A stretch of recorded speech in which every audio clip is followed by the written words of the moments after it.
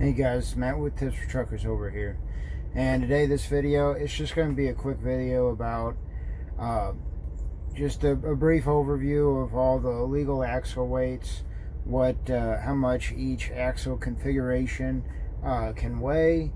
And just for this video, I'm going to keep it simple, going to do all the main ones, not getting anything crazy like A-train or anything like that, or trailers with a million axles. So let's start off with the first one, the tandem axle. You guys all know this. It's on almost every truck. That's what every truck has on their drives. So these are, we call it a tandem axle because it's got two dual wheels, dual axles, meaning it's got dual wheels on each side, or super singles, but effectively we call them dual axles. And they're both mounted close together. They're only about 2 feet apart or so. Now, as long as you got dual wheels or super singles on both axles,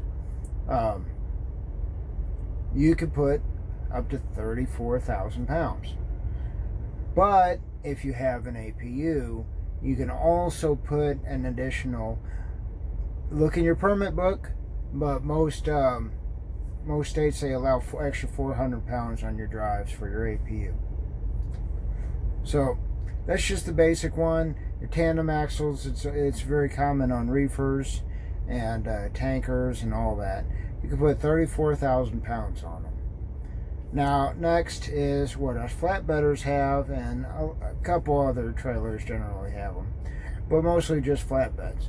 Now, the reason that flatbeds have tandem axle, spread axle, is because with tandem axle you could slide it and everything, and generally in a reefer dry van, they're just going to load you front to back.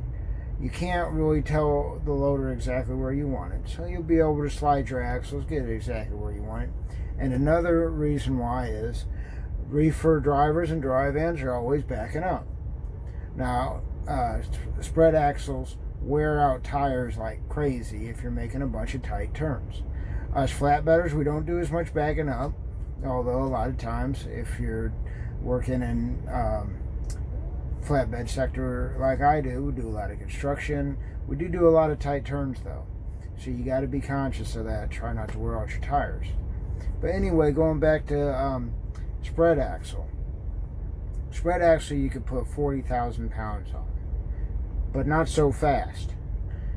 You put 40,000 pounds on because a single dual axle, not tandem, a single dual axle, you could put 20,000 pounds on. So be very, very careful if you scale out your truck and your trailer and you have a spread axle on your trailer. If you're close to 40,000, scale those axles out individually, because a lot of times you'll have a couple more 100 pounds on your front axle than your rear axle, or vice versa. Most time it's your front axle though. So be very careful about that. And like I said earlier in that, a single dual axle, you could put 20,000 pounds.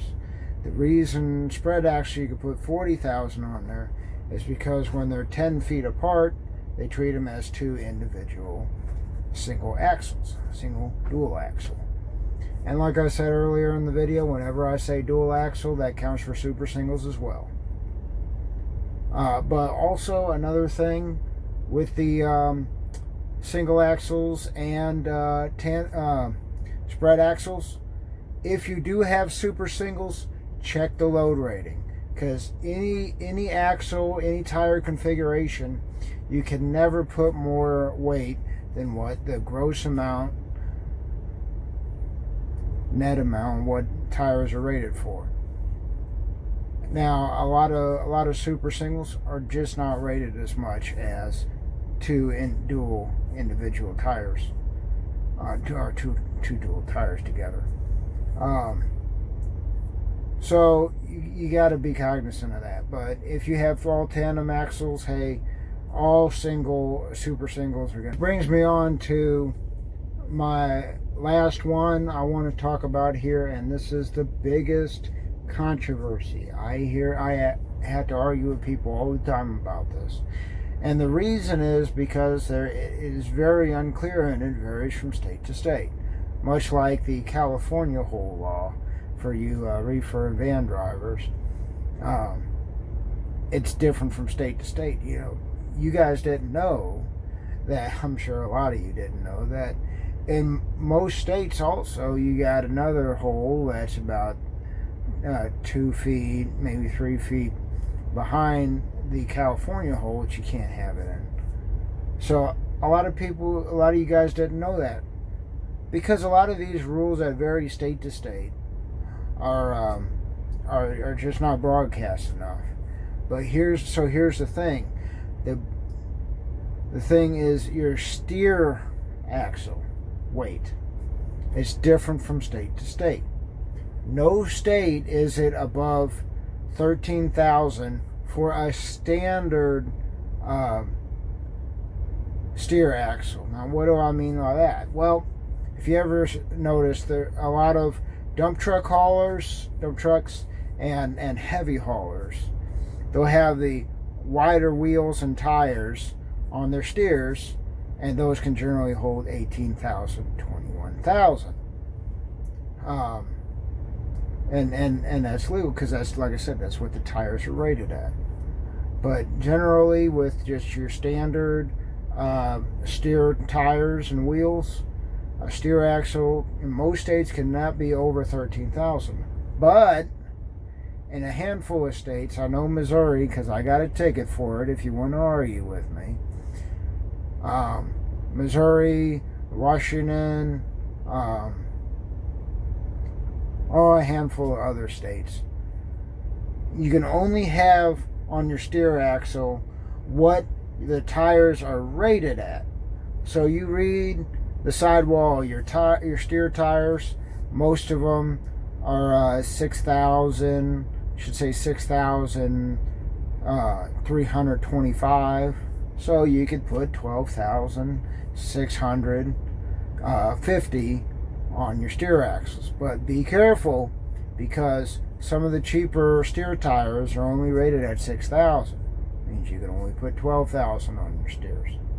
But you want to put as much steer on your steers as you can, because it's taking weight off your drives, which will allow you to haul more weight overall and also give you more flexibility for fuel. When you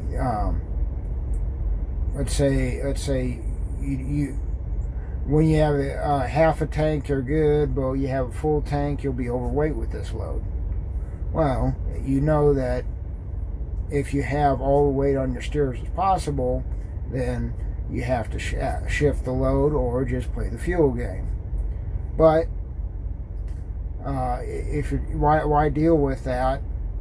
Just putting on your steers if you have the room on your steers to put it on. Anyway, just a little rant for me right there. But yeah, those are just the standard weights for most of the standard axle configurations and tire configurations of trucks in most states. Now, like I said, there's a lot of other states, northwest, they got the A-trains. They could be 107,000 pounds and all this craziness. You got the turnpike triples over on the Indiana-Ohio turnpike. That you notice they got triples. They could be like, you'd be crazy weights over there. And the same with Michigan. I don't even know if they have a weight limit, because they got trucks with axles front to back, man. But it's always, you can never go more than, like I said, what the tires are rated at and what your axle configure is rated at, regardless of the state's law. Period. End of story. That concludes this video about standard axle weights. This man with Tips for Truckers. Have a great day.